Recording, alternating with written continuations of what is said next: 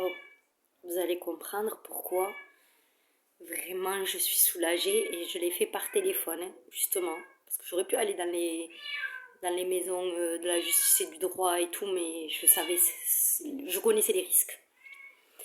Quand j'ai appelé l'avocat spécialisé de la Cour européenne des droits de l'homme, je lui ai dit d'entrée de jeu, je lui ai dit ce que je vais vous dire, je veux dire sincèrement, même Hollywood, elle n'aurait pas fait mieux. Je dis maintenant, je sais pas si vous allez réussir à monsieur, il me dit je vais vous dire une chose. Il m'a dit moi je suis spécialisée à la Cour européenne des droits de l'homme. Donc peu importe ce que vous allez me dire, vous n'allez pas me choquer. Mais je vais vous dire, si il y a nature à porter ça devant la Cour européenne des droits de l'homme ou non. Je lui dis, regardez, je dis moi j'ai ma tante maternelle, elle est urgentiste à l'hôpital Purpan de Toulouse. Je ne sais pas si vous connaissez, il me dit je connais deux noms. Je dis autant, ma mère, on peut se dire oui, c'est une menteuse, on ne peut pas lui faire confiance. Je dis mais là, ma tante, c'est pas du tout ça. Je dis comment est-ce qu'on peut expliquer qu'elle a assisté à l'accouchement, c'est-à-dire qu'elle m'a vu naître, elle m'a vu d'une certaine manière, que ma mère, elle n'était pas seule dans sa chambre lorsqu'elle a accouché, tout le monde, on leur a apporté, ils étaient 4 je crois dans les chambres, tous on leur a apporté leur bébé. Je dis moi non. Elle m'a pas vue toute la journée, je suis née tôt le matin, toute la journée, plus toute la nuit, plus le lendemain, et je n'étais plus du tout la même personne. Je dis quand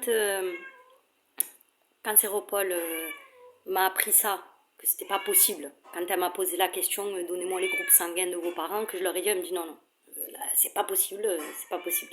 Je dis quand ça a été approfondi et qu'elle a eu la preuve que je ne mentais pas, qu'elle a eu accès au dossier de mon pseudo-père, qu'elle a vu que je ne mentais pas, c'était bien son groupe sanguin, mais que ça ne collait pas avec moi et plein d'autres choses.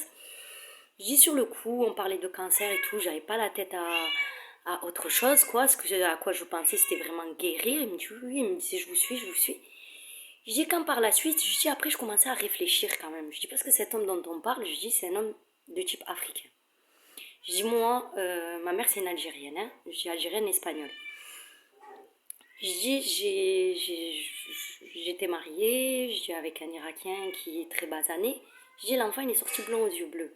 Je dis en repensant à des faits comme ça, je me suis dit allez, je vais aller faire le test le test génétique pour voir mes origines. Je dis et là on voit que c'est sûr et certain qu'il y a parfaitement la filiation de ma mère berbère de l'Afrique du Nord et espagnole et une autre filiation qu'on ne connaît pas du tout, à savoir Allemagne, Pologne, Russie. Elle m'a dit écoutez, je vois très très bien. Maintenant, vous allez retourner vers votre avocat et vous n'avez pas demandé un truc de... Puisqu'il m'a dit, vous allez demander une expertise. Retenez bien ça. Il m'a dit, quand vous aurez épuisé toutes les voies de recours, il m'a dit, j'espère que ça va aboutir. Il m'a dit, mais si vous n'arrivez à épuiser toutes les voies de recours sans avoir de réponse à vos questions, revenez vers moi et oui, je ramène votre dossier à la Cour européenne des droits de l'homme.